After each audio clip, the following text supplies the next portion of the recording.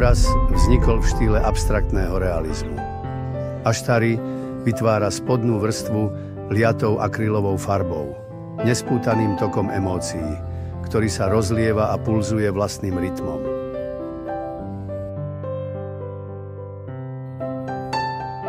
Do tohto živlu následne vstupuje realistická postava, maľovaná s precíznosťou klasickej olejomalby. Postavy v jeho dielach neoblečie do šiat.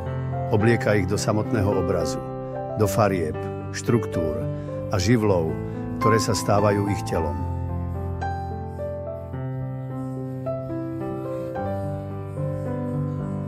V diele s názvom Na hrane proti prúdu stojí žena pevne, aj keď jej nohy podkopáva prúd. Ruka ukazuje vpred, ako by hľadala smer za horizontom. Je to okamih medzi stabilitou a strhnutím. Dialóg medzi vnútornou vôľou a vonkajšou silou, ktorá skúša jej rovnováhu.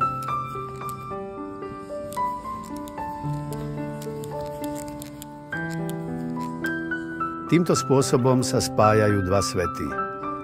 Abstrakcia ako živá emócia a realizmus ako konkrétna ľudská skúsenosť.